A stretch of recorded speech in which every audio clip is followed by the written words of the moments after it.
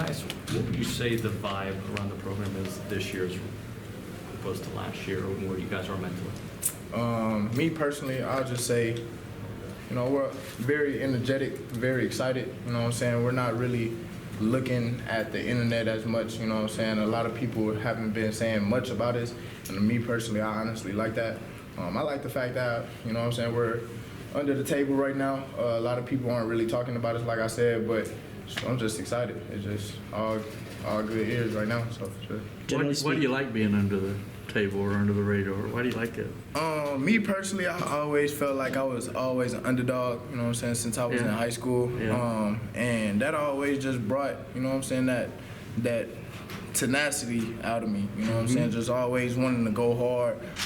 Being an underdog is almost like a slap in the face to me, so I like to just go ahead and prove people wrong, you know what I'm saying, but it always helps us keep a chip on our shoulder, so it just pushes us a little bit harder. Generally speaking, what differences have you seen in the offense with the new new coach coming in? Me personally, I mean, I wouldn't say much has changed.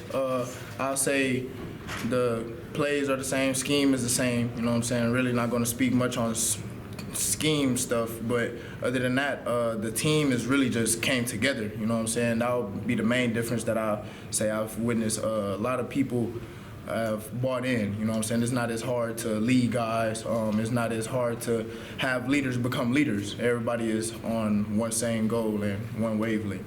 How do you need to be? How can you be more consistent offensively? I know you got hurt and you had a lot of injuries, but generally speaking, nice. How do you be more consistent offensively? I'll say the best way to be more consistent is just being more consistent off the field.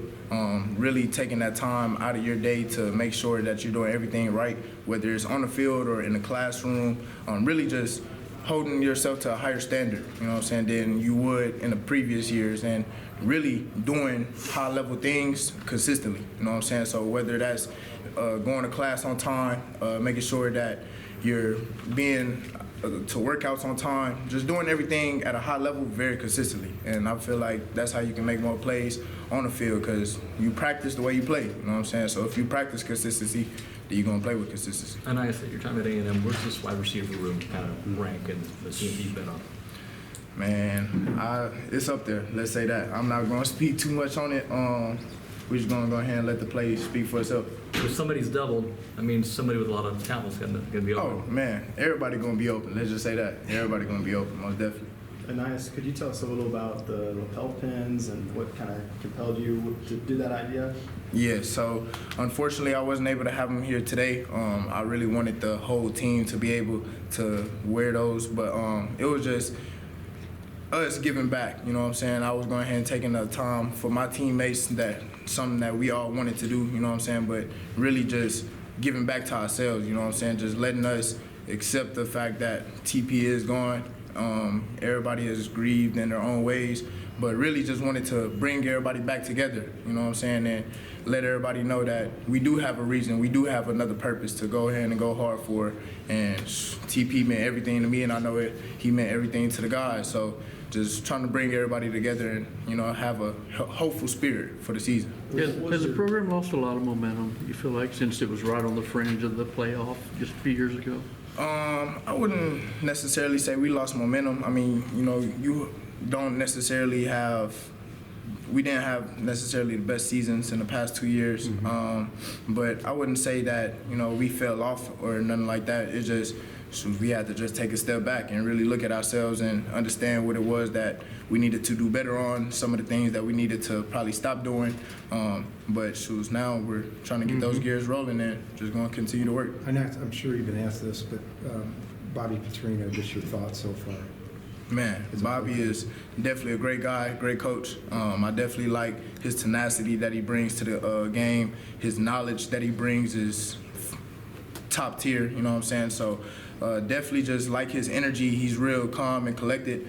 He doesn't let a lot of things get to him. He's very poised, you know what I'm saying? And he's a great leader. He's definitely leading our quarterbacks to being great. And I'm just excited to see, you know what I'm saying, his play call and him really opening up the playbook. Since you've been in high school, he's been at Western Kentucky and Missouri State. Do you know his history? I'm talking about as a football coach. Yeah, so I don't know if y'all know, but I have an older brother. He was his name is Ainais Smith. He was actually getting recruited by Coach Bobby while he was at Arkansas, and I definitely know a lot about the things that he was doing then. He was actually trying to get my brother to come play both sides of the ball at one time, so I definitely know all about him and his experience.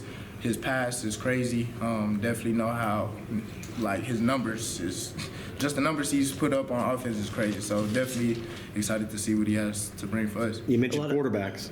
Talk to us about Connor and Max, and what do you expect from that room, from those guys? Man, I expect nothing but greatness. You know what I'm saying? They come to work every single day showing that they're ready for the job, whether each one of them is ready, you know what I'm saying? So I feel like, not to point any fingers on who's going to be the guy, because I don't know, we don't know, but they're both looking good. I expect them to just be great leaders for the team, great role models, and just come to work every single day with a high head on their shoulders. Y'all had offensive linemen out during spring. What makes you think that they'll make the next step forward and make some improvements coming into this year?